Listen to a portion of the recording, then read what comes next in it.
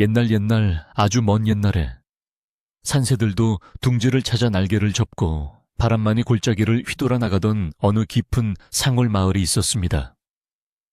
가을이 깊어 겨울로 넘어가는 문턱이라 그런지 하늘은 잔뜩 찌푸린 채 며칠째 차가운 비를 뿌리고 있었고, 마을 어귀에 서 있는 늙은 느티나무는 앙상한 가지를 흔들며 새우산한 바람 소리를 내고 있었습니다. 사람들은 궂은 날씨 탓에 일찌감치 방문을 걸어 잠그고 아랫목에 모여 앉아 군밤을 까먹거나 지난 이야기를 나누며 시간을 보내고 있었지만, 마을 끝자락 다 쓰러져가는 초가집에 사는 소녀 연희는 그럴 여유조차 없이 빗속을 서성이고 있었습니다. 부모님을 일찍 여의고 홀로 남겨진 연희는 마을 사람들의 허드렛 씨를 도우며 근근히 하루를 이어가고 있었는데, 이날은 산에서 해오던 땔감이 비에 젖을까 걱정이 되어 지게를 받쳐놓고 멍석을 덮느라 분주하게 마당을 오가고 있었습니다. 차가운 빗방울이 연희의 해진 저고리, 어깨를 적시고 집신 사이로 스며든 흙탕물이 발을 시리게 했지만 연희는 아랑곳하지 않고 부지런히 손을 놀렸습니다. 마당 한 구석에 쌓아둔 장작들이 무사히 덮인 것을 확인하고 나서야 연희는 겨우 허리를 펴고 이마에 흐르는 빗물을 닦아내며 한숨을 돌렸습니다. 그때였습니다. 무심코 돌린 시선 끝에 담장 밑덤불 속에서 거무튀튀한 무언가가 눈에 들어왔습니다. 처음에는 바람에 날려온 낡은 헝겊 조각인가 싶었지만 자세히 보니 털이 젖어 뭉친 채 웅크리고 있는 작은 짐승의 형상이었습니다.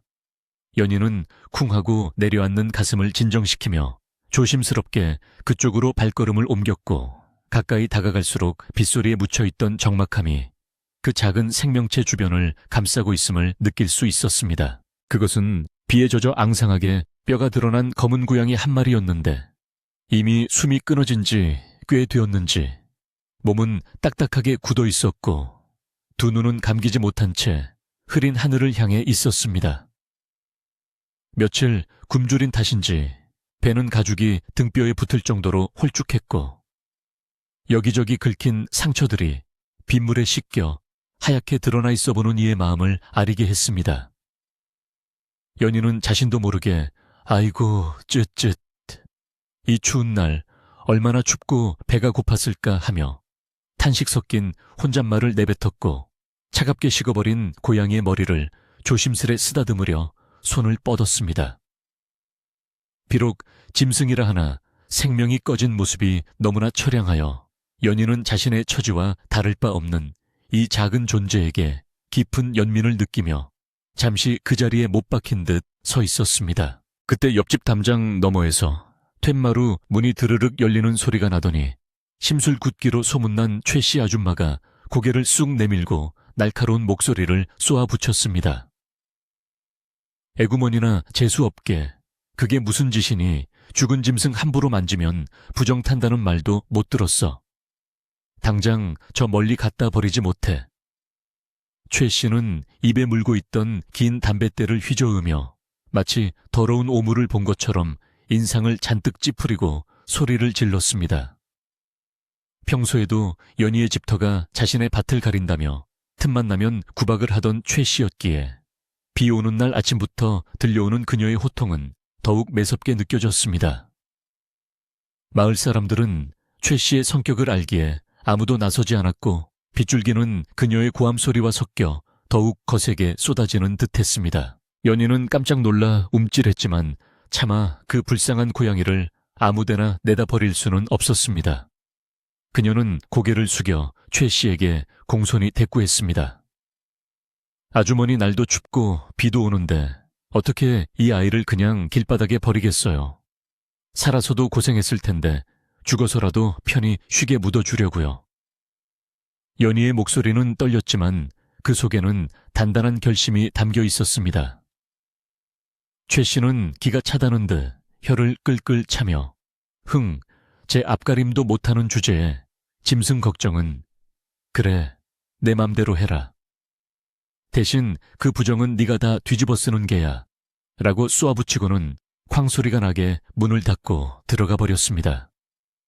연희는 아주머니의 모진 말에 가슴이 아팠지만 다시금 바닥에 누워있는 고양이를 내려다보며 마음을 다잡았습니다. 연희는 방으로 들어가 장롱 깊숙한 곳에서 자신이 가장 아끼던 무명 천조각을 꺼내왔습니다. 어머니가 살아계실 때 나중에 시집가면 이불 호청으로 쓰라고 남겨주신 귀한 천이었지만 지금 당장 차가운 비를 맞고 있는 저 생명을 감싸주는 것이 더 도리에 맞다고 생각했습니다. 연희는 주저없이 가위를 들어 천을 넉넉하게 잘라내었고 다시 마당으로 나가 비에 젖은 고양이의 몸을 정성스럽게 닦아주기 시작했습니다. 흙탕물을 닦아내고 헝클어진 털을 손빗으로 가지런히 쓸어주니 고양이는 비록 숨은 없었으나 한결 편안해 보이는 모습이 되었습니다.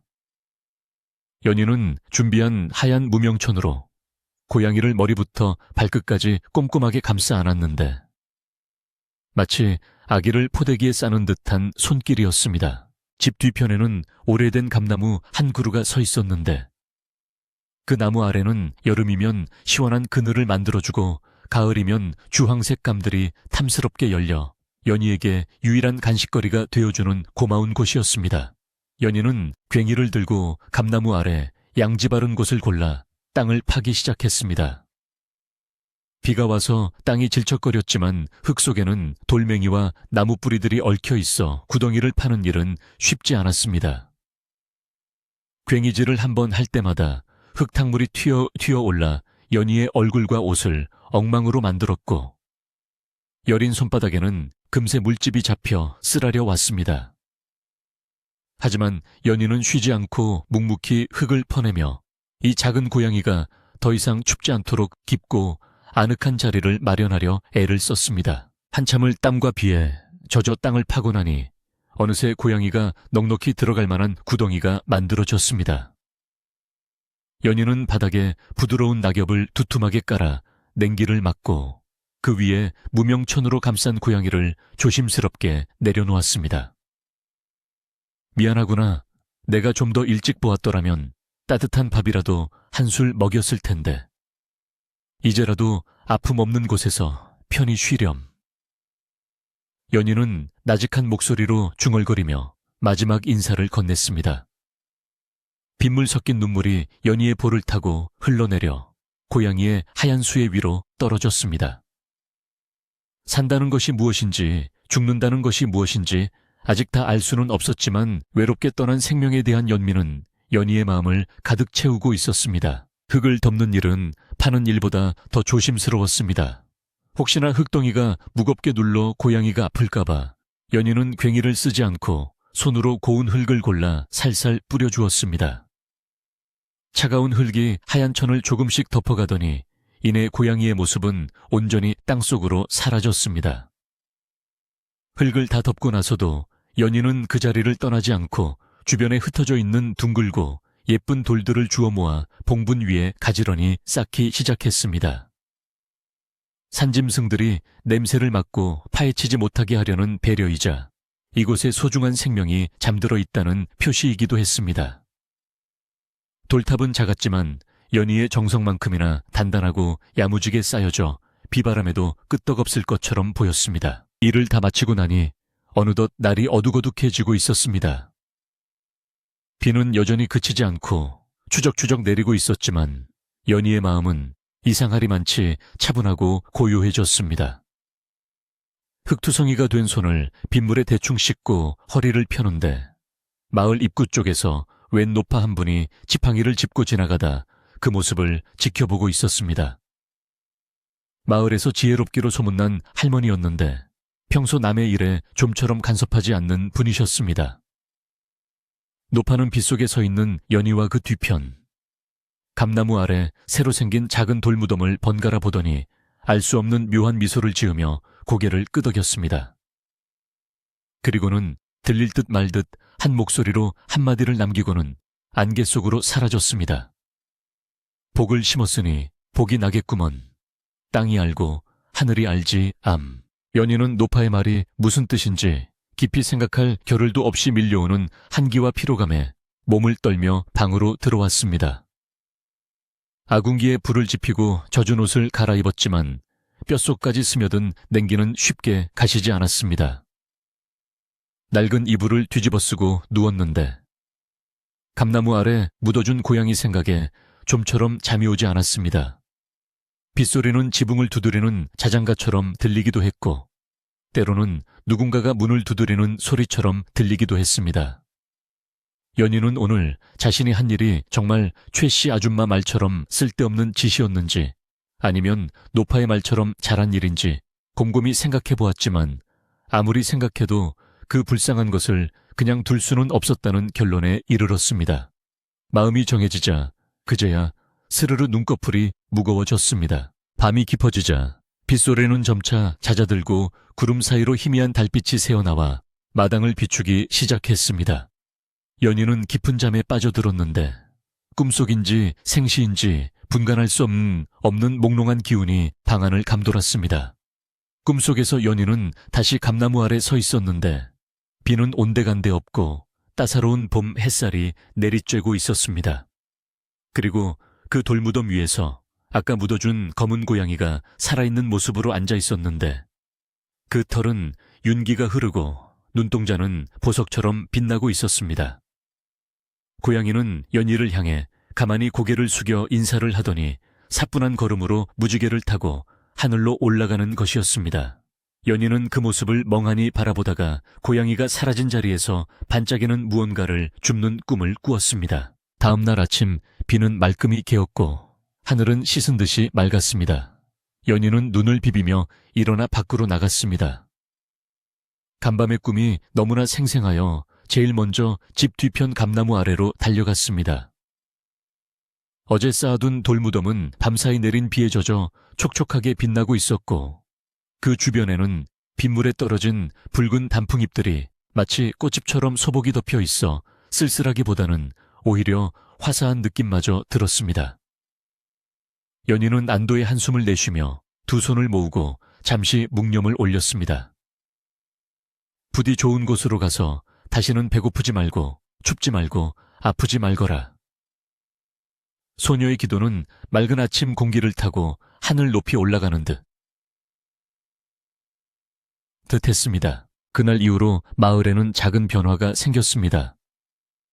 최 씨 아줌마는 여전히 연희를 보면 눈을 흘기며 재수엄 붙었다고 수군거렸지만 마을 사람들 중 몇몇은 연희의 착한 심성을 칭찬하며 지나가는 길에 무 하나 배추 한 폭이라도 슬쩍 마루에 놓아두고 가곤 했습니다. 연희는 그것이 누가 준 것인지 알지 못했지만 아마도 하늘이 자신의 마음을 알아주는 것이라 여기며 감사히 받았습니다. 그리고 틈날 때마다 감나무 아래 고양이 무덤을 살피며 잡초를 뽑아주고 주변을 정갈하게 가꾸는 일을 게을리하지 않았습니다. 계절은 가을을 지나 겨울로 접어들었고 한방눈이 내려온 세상을 하얗게 덮을 때에도 연인의 감나무 아래 작은 돌무덤만은 누군가의 따뜻한 온기가 남아있는 듯 눈이 금방 녹아내리곤 했습니다. 그렇게 시간은 흘러 어느덧 3년이라는 세월이 지났습니다. 강산이 변한다는 10년의 절반도 차에 되지 않는 시간이었지만 연희에게는 많은 일이 있었습니다. 솜털 보송하던 소녀는 어느새 어엿한 처녀가 되었고 그녀의 고운 마음씨만큼이나 얼굴 또한 수려하게 피어났습니다. 하지만 가난은 여전히 그녀의 발목을 잡고 있었고 엎친 데 덮친 격으로 옆집 최 씨 아줌마의 탐욕은 날이 갈수록 심해져만 갔습니다. 최 씨는 이제 대놓고 연희에게 집을 비우라고 으름장을 놓기 시작했습니다. 자기네 집 창고를 넓혀야 하는데 연인의 집터가 딱 알맞다는 억지스러운 이유였습니다. 부모님이 물려주신 이 작은 집을 지키는 것이 연희에게는 목숨만큼이나 중요한 일이었지만 힘없는 고아 소녀가 감당하기에는 세상의 바람이 너무나 거세게 불어오고 있었습니다. 어느덧 세월은 유수와 같이 흘러 강산이 변하지는 않았어도 사람들의 주름살은 하나둘 늘어갈 만큼의 시간이 지났습니다. 춥고 배고팠던 그해 가을로부터 3번의 겨울이 지나고 마을에는 다시금 화사한 봄이 찾아왔습니다. 연인의 집 뒤편 죽은 고양이가 묻힌 감나무에도 연두빛 새순이 돋아나더니 어느새 가지마다 싱그러운 잎사귀가 무성하게 피어올랐습니다. 연희는 이제 18 꽃다운 처녀가 되어 비록 무명옷을 입고 흙투성이가 되어 일할지언정 그 맑은 눈빛과 단정한 자태는 숨길 수 없는 빛을 발하고 있었습니다. 그녀는 아침마다 감나무 아래 돌무덤을 살피며 하루를 시작했고, 때로는 그곳에 앉아 돌아가신 부모님께 이야기를 건네듯 마음속의 괴로움을 털어놓기도 했습니다. 그곳은 연희에게 있어 세상의 모진 풍파를 피할 수 있는 유일한 안식처이자 마음의 평화를 얻는 작은 성소와도 같았습니다. 하지만 봄날의 따스한 햇살과는 달리 연희를 둘러싼 현실은 여전히 살얼음판을 걷는 듯 위태롭기만 했습니다.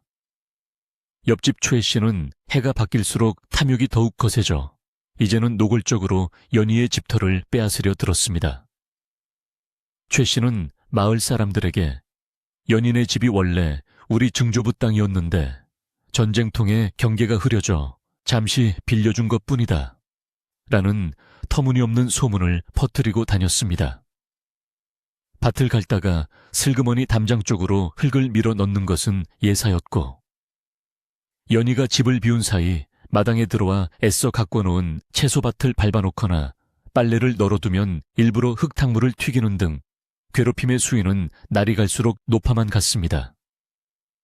연희는 억울하고 분했지만 힘없는 고아 처녀가 억척스러운 안악을 당해낼 재간이 없어 그저 속으로 눈물을 삼킬 뿐이었습니다. 그러던 어느 날 최 씨가 아침부터 연인의 살인문을 걷어차며 들이닥쳤습니다.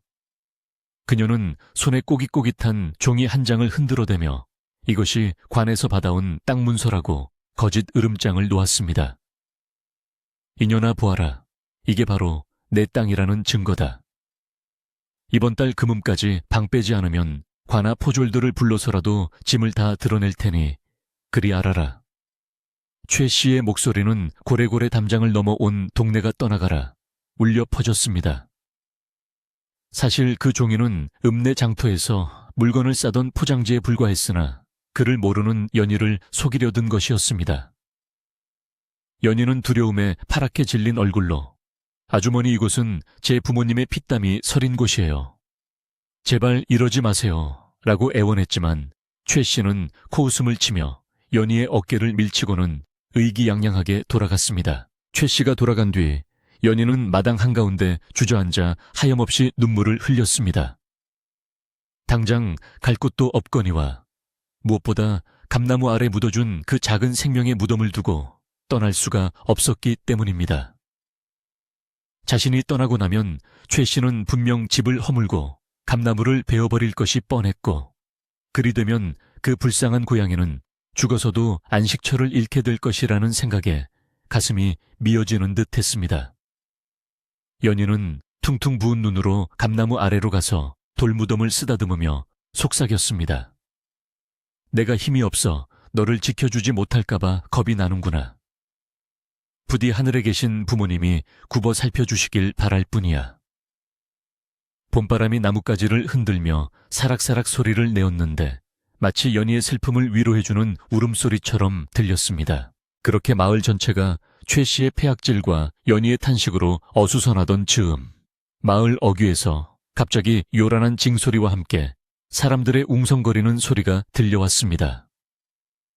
평소 조용하던 산골 마을에 난데없는 소란이, 일자 밭을 매던 안악들도 새끼를 꼬던 노인들도 모두 하던 일을 멈추고 고개를 들어 마을 입구를 쳐다보았습니다. 곧이어 동네 아이들이 숨이 턱에 닿도록 뛰어오며 소리쳤습니다. 왔어요, 왔어. 저기 한양에서 아주 높은 나리가 오신대요. 말이랑 가마랑 끝이 안 보일 정도로 길어요. 아이들의 외침에 마을은 순식간에 벌집을 쑤셔놓은 듯 술렁이기 시작했습니다. 고을사또 행차도 1년에 한 번 볼까 말까 한 두매산골에 한양에서 귀한 손님이 온다는 것은 그야말로 개벽 이래 처음 있는 큰 사건이었기 때문입니다. 마을 이장은 허둥지둥 갓을 찾아 쓰고 도포자락을 휘날리며 마을 입구로 달려나갔고, 사람들도 저마다 구경을 하기 위해 길가로 몰려나왔습니다. 흑투성이 옷을 입고 있던 사람들은 급히 집에 들어가 옷매무새를 다듬었고, 마당을 쓸던 빗자루질 소리가 여기저기서 급박하게 들려왔습니다. 방금 전까지 연희를 몰아세우던 최 씨 역시 이 소식을 듣고는 눈이 휘둥그레졌습니다. 뭐 한양에서 귀한 분이 혹시 우리 죽은 영감 친척 중에 벼슬한 사람이 있다더니 그분이 나를 찾아오신 건가? 최 씨는 김칫국을 한 사발 들이키며 서둘러 거울을 보고 흐트러진 머리를 기름으로 빗어 넘겼습니다.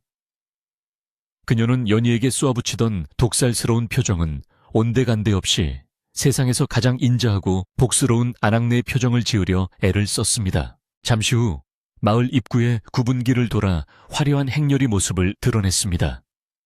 앞장선 하인들이 청사초롱을 들고 길을 트자 그 뒤로 윤기가 흐르는 말을 탄 호위무사들이 위풍당당하게 따르고 있었습니다.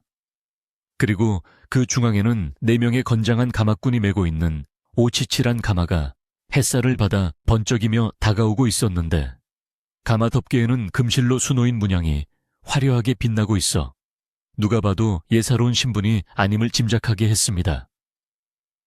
마을 사람들은 난생 처음 보는 화려한 광경에 입을 다물지 못하고 길 양옆으로 물러서서 허리를 깊이 숙였습니다. 아이고, 저게 다 비단이라지. 저 말 좀 봐. 우리 집 소보다 더 크네. 사람들은 엎드린 채로 곁눈질을 하며 소근거렸고 마을 전체에는 긴장감과 호기심이 팽팽하게 감돌았습니다. 행렬은 마을 입구에 있는 큰 기와집들을 지나 천천히 안쪽으로 들어왔습니다. 보통 이런 귀한 손님이 오면 을의 마을에서 가장 부자인 김부자댁이나 이장댁으로 가기 마련이었습니다. 김부자는 벌써 대문 활짝 열어놓고 하인들을 시켜 마당에 물을 뿌리며 손님 맞을 준비를 하고 있었습니다. 하지만 기이하게도 그 화려한 행렬은 김부자의 으리으리한 기와집 앞을 거들떠보지도 않고 그대로 지나쳐 버렸습니다. 김부자는 당황하여 헛기침을 하며 대문 밖을 서성였지만 가마꾼들의 발걸음은 멈출 기미가 보이지 않았습니다. 마을 사람들의 웅성거림은 더욱 커졌습니다. 어라 김부자 댁이, 아니면 도대체 어디로 가는 게야? 이장 댁으로 가나? 사람들의 시선은 가마의 움직임을 따라 바쁘게 움직였습니다. 행렬은 마을의 중심부를 지나 점점 더 안쪽 가난한 사람들이 모여 사는 촉가집 동네로 향했습니다. 길은 좁아지고 울퉁불퉁해졌지만 가마꾼들은 조심스럽고도 엄숙하게 발걸음을 옮겼습니다. 최 씨는 자신의 집 쪽으로 행렬이 다가오자 심장이 터질 듯 뛰기 시작했습니다. 그럼 그렇지, 내 말이 맞았어. 분명 나를 찾아오는 게야. 아이고, 이를 어째 대접할 다과라도 준비해뒀어야 하는데. 최 씨는 설레발을 치며 대문 앞에 서서 옷고름을 다시 메고 얼굴에는 아까 연습해둔 억지 미소를 잔뜩 띄웠습니다. 그녀는 이미 자신이 귀부인이 된 듯한 착각에 빠져 옆집 연희 따위는 안중에도 없었습니다. 연희는 시끄러운 소리에 놀라 살인문 틈으로 그 광경을 내다보고 있었는데 화려한 행렬이 좁은 골목으로 들어오자 겁이 나서 숨도 크게 쉬지 못했습니다. 마침내 행렬은 최 씨네 집 앞에 다다랐습니다. 최 씨는 잔뜩 긴장하여 앞으로 한 발짝 나서며 어서 오십시오 날이 누추한 곳까지 어인 일로 하며 넙죽절을 올리려 했습니다. 하지만 이게 웬일입니까? 가마는 최 씨네 집 대문을 보란듯이 지나쳐 바로 그 옆 다 쓰러져가는 연인의 초가집 앞에 멈춰서는 것이 아니겠습니까? 최 씨는 절을 하려던 어정쩡한 자세로 굳어버렸고 입은 다물어지지 않은 채 멍하니 가마의 뒷모습만 바라보았습니다.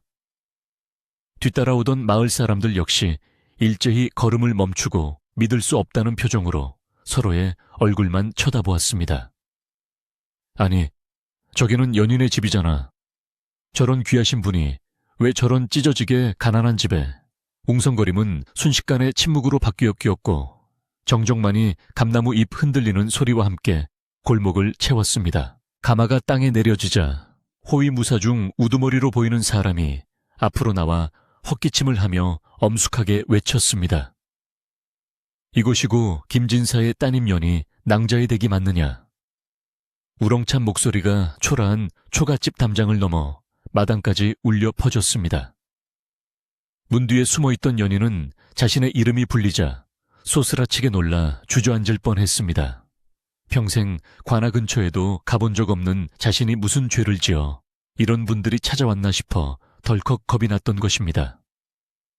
하지만 대답을 안 할 수도 없는 노릇이라 연희는 떨리는 손으로 살인문을 조심스럽게 열고 고개만 살짝 내밀었습니다. 제가 연희입니다만 무슨 일로? 목이만한 목소리였지만 무사는 고개를 끄덕이며 가마 쪽을 향해 신호를 보냈습니다. 그러자 가마의 문이 새으르르 열리고 그 안에서 한 젊은 남자가 천천히 모습을 드러냈습니다. 그는 머리에 값비싼 옥 관자를 하고 짙은 푸른색 비단 도포를 입었는데 그 자태가 어찌나 고상하고 기품이 넘치는지 마치 하늘에서 내려온 선인 같았습니다. 피부는 백옥처럼 희고 눈매는 맑고 그윽하여 보는 이로 하여금 저절로 고개를 숙이게 만드는 위엄이 서려 있었습니다. 마을 처녀들은 그 귀공자의 얼굴을 보고는 부끄러워 얼굴을 붉히며 치마폭 뒤로 숨었고 최 씨는 넋을 잃고 입만 벙긋거렸습니다. 귀공자는 가마에서 내려 흙바닥을 딛고 서더니 주위의 시선은 아랑곳하지 않고 오직 연희와 그 뒤편의 낡은 초가집만을 지그시 응시했습니다.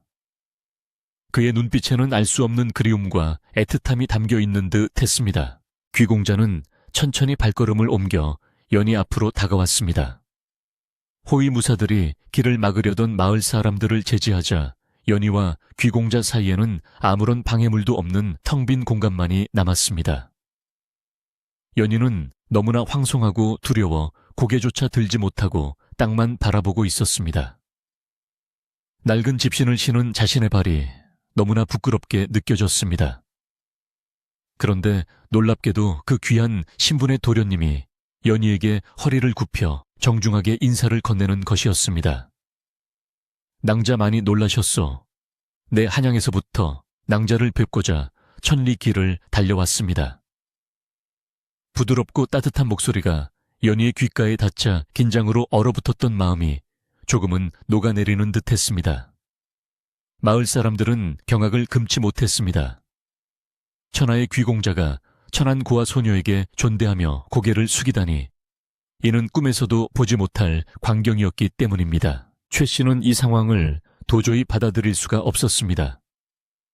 그녀는 질투와 욕심에 눈이 멀어 체면도 잊고 불쑥 앞으로 뛰쳐나와 소리쳤습니다.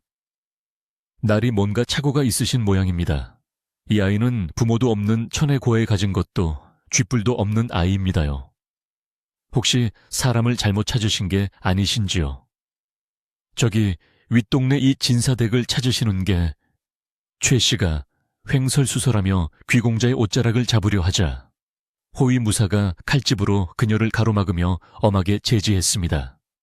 최 씨는 히익 하고 비명을 지르며 뒤로 물러났고 망신살이 뻗쳐 얼굴이 불그락푸르락해졌습니다.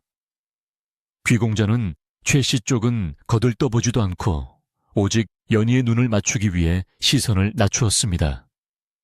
그의 표정은 온화했지만 그 침묵 속에는 범접할 수 없는 단호함이 배어 있었습니다. 귀공자는 다시 연희를 바라보며 마치 오래된 친구를 대하듯 다정하게 물었습니다. 낭자 혹시 3년 전 비오던 날을 기억하시오? 집 뒤편 감나무 아래 작은 생명을 묻어주던 그날 말이오. 연희는 그 말에 고개를 번쩍 들었습니다. 아무도 심지어 자신조차 가끔은 잊고 지내던 그날의 일을 한 번도 본 적 없는 낯선 귀공자가 어찌 알고 있단 말인가. 연희의 큰 눈동자가 흔들렸고 귀공자는 옅은 미소를 지으며 시선을 돌려 집 뒤편 싱그러운 잎사귀를 흔들고 있는 감나무를 바라보았습니다. 내 그날의 은혜를 갚고자 이 먼 길을 왔소. 부디 나를 문전박대하지 말아주시오. 귀공자의 말은 수수께끼 같았지만 그 목소리에는 거짓없는 진심이 묵직하게 실려 있었습니다. 바람이 불어와 감나무 잎들이 쏴 소리를 내며 흔들렸고 마을 사람들은 숨소리조차 죽인 채 두 사람을 지켜보았습니다. 최 씨는 입을 떡 벌린 채 털썩 주저앉았고 연희는 믿기지 않는 현실에 가슴이 벅차올라 아무 말도 할 수가 없었어. 없었습니다. 도대체 3년 전 비 오는 날 아무도 거들떠보지 않던 죽은 고양이를 묻어준 일이 이 귀한 손님과 무슨 상관이 있단 말인가. 모두의 궁금증이 극에 달한 순간 귀공자는 천천히 입을 열어 그동안 가슴속에 품어왔던 기이하고도 신비로운 이야기를 꺼내놓을 준비를 하고 있었습니다. 봄 햇살이 귀공자와 연희 그리고 감나무 위로 따스하게 쏟아져 내리며 마치 오래된 전설의 한 장면처럼 빛나고 있었습니다. 마을 사람들로 꽉 들어찬 연인의 마당에는 침 하나 떨어지는 소리도 들릴 만큼 깊은 정적만이 감돌았습니다. 바람조차 숨을 죽인 듯 감나무 잎사귀 하나 흔들리지 않았고 오직 귀공자의 나지막하고 부드러운 목소리만이 그 고요한 공기를 타고 사람들의 귓가에 스며들었습니다. 연희는 자신의 두 손을 꼭 모은 채 꿈속에서나 들을 법한 이야기를 하는 눈앞의 사내를 멍하니 올려다보았습니다. 3년 전 그 쓸쓸했던 비 오는 날 아무도 모르게 행했던 작은 선행을 이 낯선 귀공자가 알고 있다는 사실이 도무지 믿기지 않았기 때문입니다. 귀공자는 연희의 놀란 눈빛을 읽은 듯 여튼 미소를 지으며 천천히 지난날의 기이한 사연을 풀어놓기 시작했습니다. 그 이야기는 마치 오래된 전설처럼 신비롭고 봄날의 아지랑이처럼 몽환적인 것이었습니다. 낭자 그리고 이곳에 모인 마을 분들, 내 이야기가 조금 허무맹랑하게 들릴지 모르나 부디 끝까지 들어주시오. 귀공자는 잠시 숨을 고르며 먼 하늘을 응시했습니다. 정확히 3년 전 늦가을이었습니다. 당시 나는 한양에서 알 수 없는 열병에 걸려 사경을 헤매고 있었습니다. 내로라 하는 의원들이 백방으로 약을 썼지만 차도는커녕 열은 불덩이처럼 치솟았고 의식은 점점 깊은 어둠 속으로 가라앉고 있었지요. 부모님께서는 곡기를 끊고 밤새 간호하셨지만 의원들은 고개를 저으며 마음의 준비를 하라고 했습니다. 내 몸은 불타는 듯 뜨거웠지만 정작 내 영혼은 뼈가 시리도록 차가운 빗속을 알몸으로 헤매고 있는 것만 같았습니다. 귀공자의 목소리가 조금 떨리는가 싶더니 이내 더욱 깊고 진지해졌습니다. 그때 내 영혼이 머물던 곳은 이승도 저승도 아닌 그저 춥고 배고픈 회색빛 공간이었습니다. 나는 걷고 또 걸었지만 쉴 곳 하나 찾지 못했고 차가운 빗줄기는 내 몸을 사정없이 때렸습니다. 다리는 풀려 더 이상 걸을 힘조차 없었고 배는 등가죽에 붙을 만큼 고파왔습니다. 아, 이렇게 죽는구나. 이렇게 외롭고 춥게 가는구나. 절망에 빠져 차가운 진흙탕 속에 쓰러져 웅크리고 있을 때였습니다. 세상 모든 것이 나를 버린 것 같은 그 순간 갑자기 등 뒤에서 따스한 온기가 느껴졌습니다. 마을 사람들은 귀공자의 이야기에 빨려 들어갈 듯 집중했고 최 씨마저도 입을 다문 채 귀를 기울였습니다. 그것은 사람의 손길이었습니다. 누군가가 더럽고 젖은 내 몸을 조심스럽게 닦아주고 있었습니다. 빗물과 진흙으로 엉망이 된 나를 피하지 않고 아주 헌신적이고 부드러운 손길로 어루만져 주었지요. 그 손길이 닿는 곳마다 얼어붙었던 살이 녹고 지독했던 통증이 씻은 듯이 사라지는 기분이었습니다. 그리고는 나를 포근하고 깨끗한 무명천으로 감싸주더군요. 그 천의 감촉이 어찌나 부드럽고 따뜻하던지 마치 어머니의 품속에 다시 안긴 것만 같았습니다. 나는 그제야 떨림을 멈추고 깊은 안도감을 느낄 수 있었습니다. 어둠 속에서 나를 구원해준 그 손길은 내가 평생 느껴본 그 어떤 비단옷보다도 귀하고 따뜻했습니다. 귀공자는 연희를 지그시 바라보며 말을 이었습니다. 그리고 그 사람은 나를 아늑하고 깊은 곳에 눕혀주었습니다. 그곳은 춥지 않았고 바람도 불지 않았으며 흙냄새가 향기롭게 나는 포근한 잠자리였습니다. 눈이 감겨 그 사람의 얼굴은 볼 수 없었지만 귓가에 들려오는 목소리만은 또렷하게 기억합니다. 미안하구나. 따뜻한 밥이라도 한술 먹였을 텐데 이제라도 아픔 없는 곳에서 편히 쉬렴. 그 목소리는 너무나 슬프면서도 다정하여 죽어가던 내 영혼에 생명의 불씨를 다시 지펴주었습니다. 나는 그 목소리를 동아줄처럼 붙잡고 깊은 잠에 빠져들었습니다. 그것이 바로 3년 전 비 오는 날 낭자가 고양이에게 해주었던 말과 토시 하나 틀리지 않았습니다. 연희는 소스라치게 놀라 입을 틀어막았습니다. 그 말은 분명 자신이 죽은 고양이를 묻으며 혼잣말로 중얼거렸던 바로 그 말이었습니다. 귀공자는 계속해서 이야기를 이어갔습니다.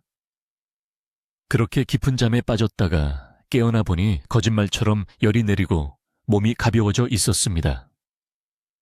의원들은 기적이라며 혀를 내둘렀고 집안은 축제 분위기가 되었지요. 하지만 나는 단순히 병이 나은 것 이상의 무언가를 느꼈습니다. 그리고 몸을 추스른 지 며칠 지나지 않아 꿈속에서 검은 고양이 한 마리를 만났습니다. 그 고양이는 윤기 흐르는 털을 뽐내며 내게 다가와 말했습니다. 도련님, 제가 도련님의 애군을 대신 가지고 갔습니다. 저를 거두어준 은인이 도련님의 목숨 또한 구한 것입니다. 꿈속의 고양이는 자신의 무덤이 있는 곳을 아주 상세하게 일러주었습니다. 남쪽으로 1000리를 가면 늙은 느티나무가 있는 산골 마을이 있고 그 마을 끝자락 감나무가 서 있는 초가집이 내 집입니다. 그곳에 사는 착한 소녀가 내 차가운 시신을 거두어 주지 않았다면 도련님의 영혼 또한 구천을 떠돌았을 것입니다. 고양이는 그렇게 말하고는 감나무 아래 묻힌 자신을 찾아가 그 소녀에게 은혜를 갚아달라고 당부했습니다. 그리고는 연기처럼 사라졌지요. 나는 꿈에서 깬 뒤에도 그 생생한 감각을 잊을 수 없었고 몸이 완전히 회복되자마자 부모님께 말씀드려 이곳을 찾아오게 된 것입니다. 귀공자의 긴 이야기가 끝나자 마당에는 다시금 정적이 흘렀지만 이번에는 그 결이 달랐습니다. 처음의 정적이 긴장과 호기심이었다면 지금의 정적은 경외감과 감동으로 가득 차 있었습니다. 마을 사람들은 서로의 얼굴을 쳐다보며 고개를 끄덕였습니다. 세상에 짐승에게 베푼 은혜가 사람을 살렸다니 역시 연희가 복받을 짓을 했구먼. 하늘이 다 보고 계셨던 게야. 여기저기서 탄성이 터져 나왔습니다.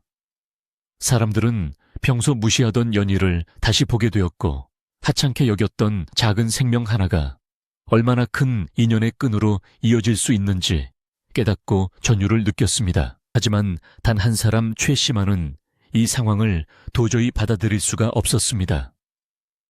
그녀는 얼굴이 붉어졌다, 하얘졌다 하며 안절부절 못하다가 억지스러운 목소리로 끼어들었습니다. 에이, 나리, 그게 무슨 말씀이십니까? 꿈은 꿈일 뿐이죠. 그리고 그깟 고양이 한 마리 묻어준 게 뭐 그리 대단한 일이라고. 게다가 저 아이가 진짜 묻었는지 아니면 그냥 구덩이에 던져 넣었는지 누가 합니까? 저 아이는 평소에도 덜렁대기 짝이 없어서 최 씨는 어떻게든 연희의 공을 깎아내리고 귀공자의 마음을 돌려보려 애썼습니다.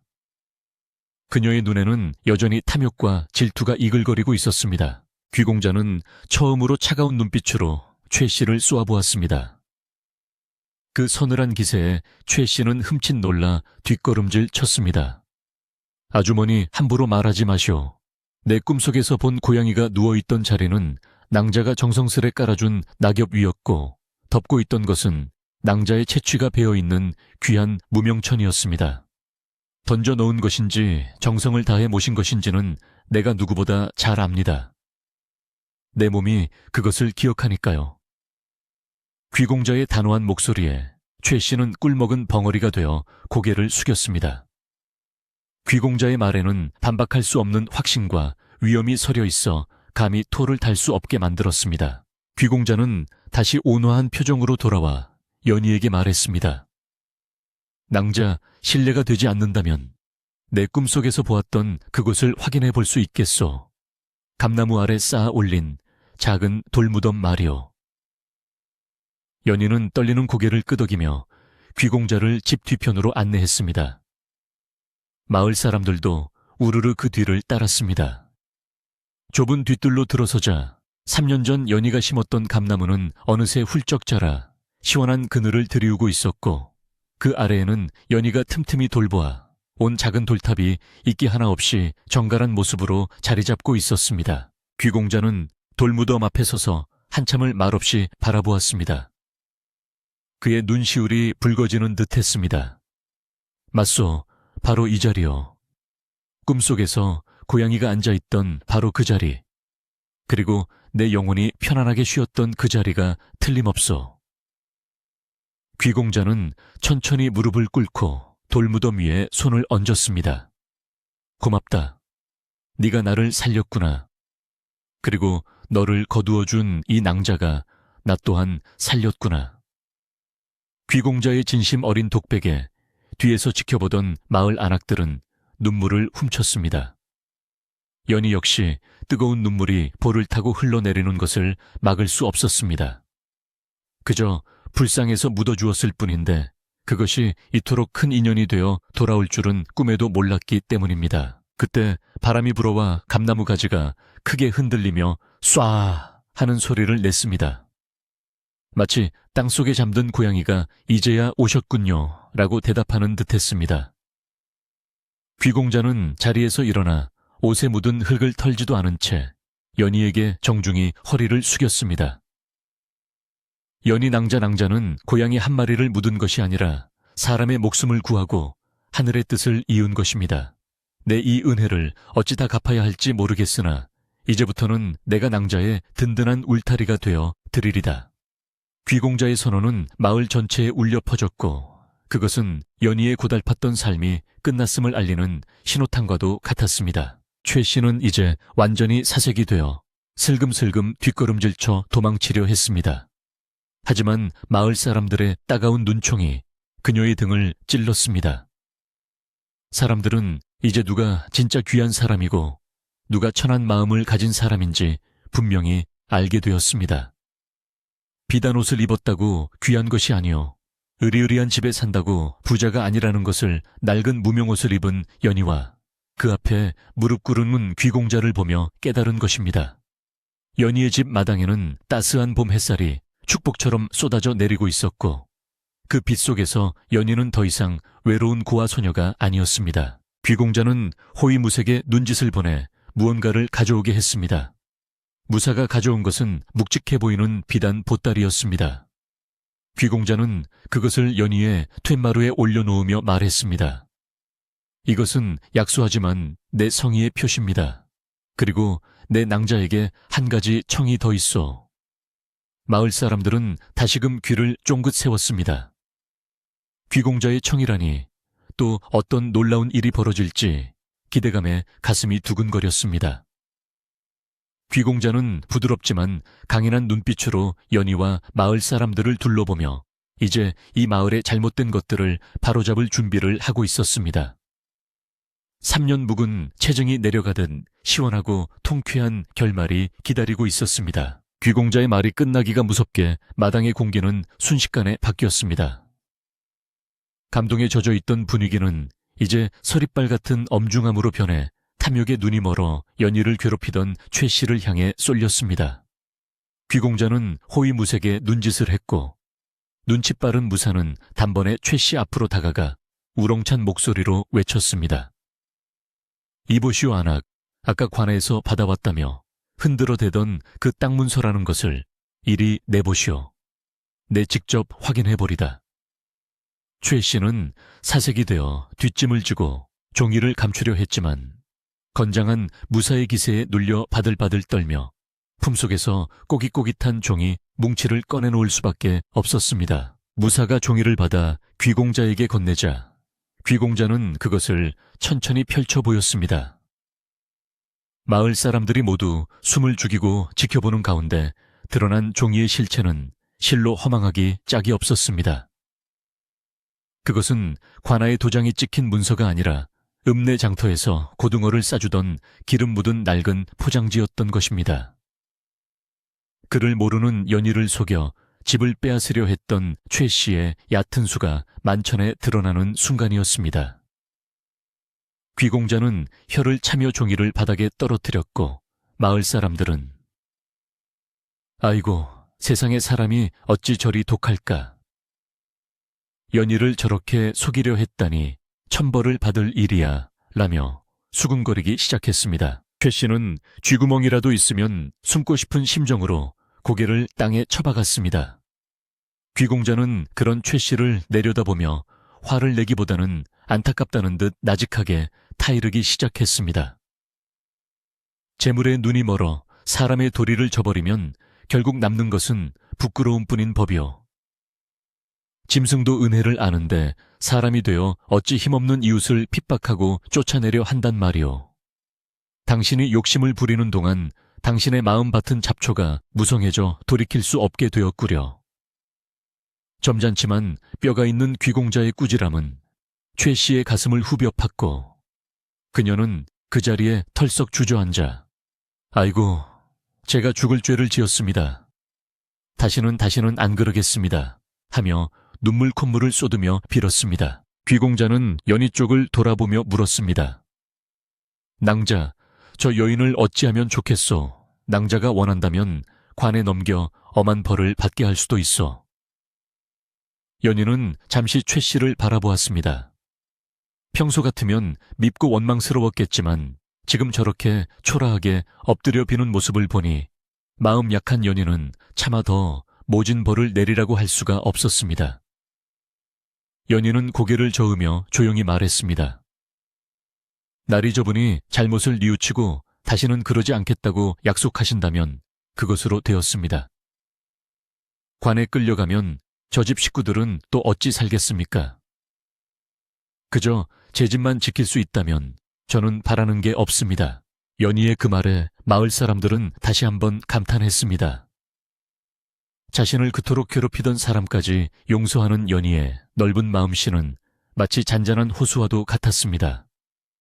최 씨는 연희의 말에 감동했는지 아니면 부끄러움 때문인지 더욱 고개를 조아리며 엉엉 소리내어 울었습니다. 연희야, 내가 미쳤었나 보다. 내가 정말 잘못했다.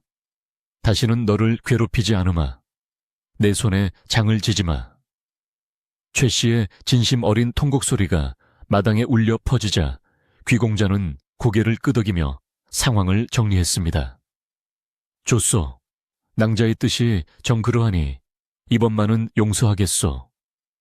허나 앞으로 또다시 낭자를 괴롭히거나 욕심을 부린다는 소문이 내 귀에 들리면 그때는 국법으로 엄히 다스릴 것이니 명심하시오. 소란이 정리되자 귀공자는 수행원들을 불러 모았습니다. 여봐라, 날이 저물기 전에 할 일이 있다. 너희들은 지금 당장 읍내로 나가서 목재와 기와 그리고 쓸만한 세간살이를 사오너라. 그리고 마을 장정들을 불러 모아 낭자의 집을 수리하도록 하라. 삭슨 넉넉히 쳐줄 것이니 해가 지기 전까지 이 낡은 집을 사람이 살만한 곳으로 만들어야 한다. 귀공자의 명예 수행원들은 일사불란하게 움직였고 마을 장정들도 연인의 집 고치는 일이라면 우리도 돕겠소 하며 팔을 걷어붙이고 나섰습니다. 아까까지만 해도 썰렁하고 험악했던 분위기는 온데간데 없고 마당은 금세 활기찬 일터로 변했습니다. 뚝딱뚝딱 망치질 소리가 산골 마을에 경쾌하게 울려 퍼졌습니다. 기울어졌던 담장은 반듯하게 다시 세워졌고 비만 오면 새던 썩은 지붕 집단은 모두 걷어내고 튼튼한 기와와 새 볏짚을 섞어 얹어 번듯한 모양새를 갖추었습니다. 구멍이 숭숭 뚫려 찬바람이 들어오던 방문에는 하얗고 빳빳한 창호지를 새로 발랐는데 그 모습이 마치 새색시의 얼굴처럼 환했습니다. 부엌 아궁이도 새로 고쳐 불이 잘 들게 만들었고 낡아서 삐걱거리던 툇마루는 윤이 나는 새 나무로 교체되었습니다. 귀공자가 가져온 비단 보따리에서는 고운 이불과 옷감 그리고 쌀과 반찬거리가 쏟아져 나와 텅 비었던 연희의 곳간을 가득 채웠습니다. 해 질 역이 되자 쓰러져 가던 초가집은 몰라보게 달라져 있었습니다. 으리으리한 대궐은 아니었지만 비바람 걱정 없이 두 다리 뻗고 잘 수 있는 세상에서 가장 아늑하고 따뜻한 보금자리로 다시 태어난 것입니다. 연희는 확 바뀐 집을 둘러보며 믿기지 않는다는 표정을 지었습니다. 날이 이 은혜를 어찌 다 갚아야 할지 저는 해드린 것도 없는데 너무 과분합니다. 연희가 어쩔 줄 몰라 하자 귀공자는 인자한 미소를 지으며 연희의 손에 작은 파의 하나를 쥐어주었습니다. 낭자, 이것은 내 이름이 적힌 심표요. 낭자는 내 목숨을 구해준 은인이니 우리는 피를 나눈 남매나 다름없소. 이제 낭자는 혼자가 아니오. 내가 한양으로 돌아가더라도 사람을 시켜 주기적으로 살필 것이고 낭자가 원한다면 언제든 한양 내 집으로 와서 함께 지내도 좋소. 하지만 낭자가 이곳 감나무 아래를 떠나기 싫어하는 눈치인 듯하여 우선은 이곳에서 편히 지낼 수 있도록 조치한 것이오. 귀공자의 세심한 배려의 연인은 눈시울이 붉어졌습니다. 감나무 아래 잠든 고양이를 지키고 싶은 자신의 마음까지 헤아려 준 것이 너무나 고마웠기 때문입니다. 귀공자는 마을 사람들을 향해서도 당부의 말을 잊지 않았습니다. 여러분, 연희 낭자는 하늘이 낸 귀한 사람이요.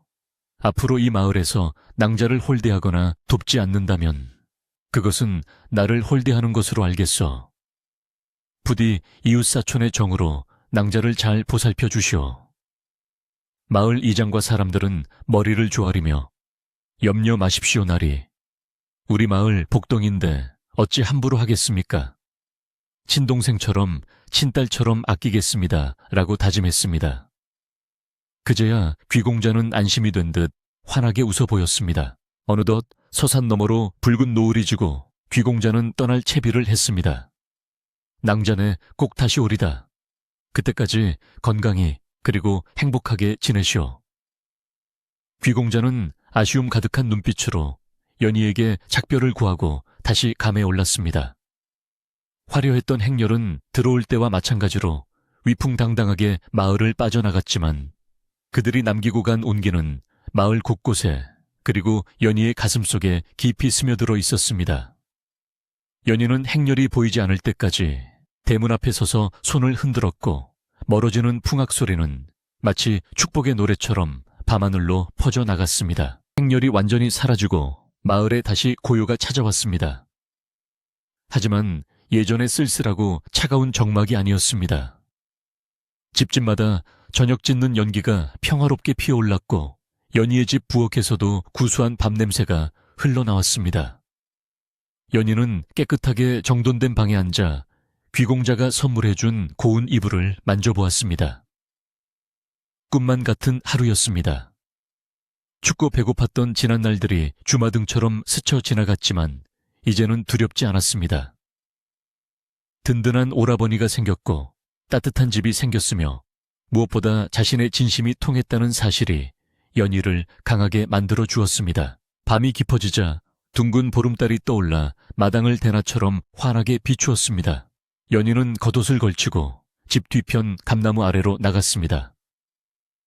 달빛을 받은 돌무덤은 은은하게 빛나고 있었고 감나무 그림자가 그 위를 포근하게 덮어주고 있었습니다.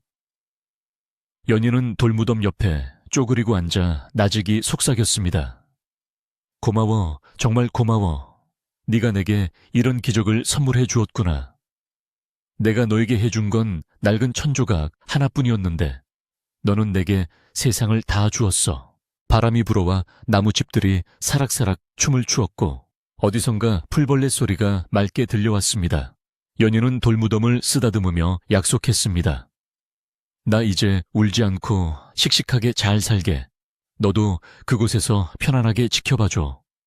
그리고 언젠가 우리 다시 만나면 그때는 더 따뜻하게 안아줄게.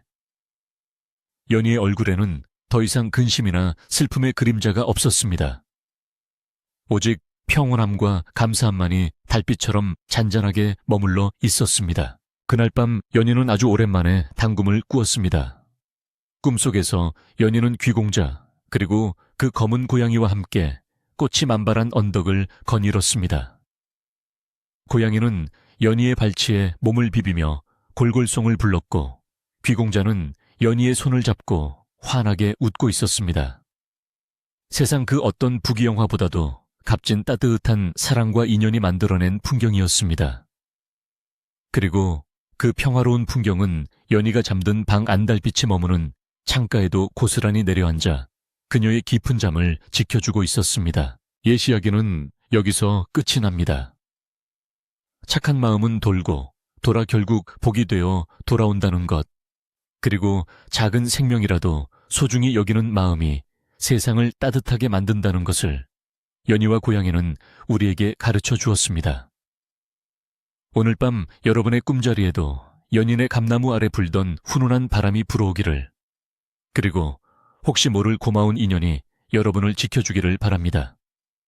산골 마을의 밤은 깊어가고 이야기는 별빛 속에 스며들어 잠이 듭니다.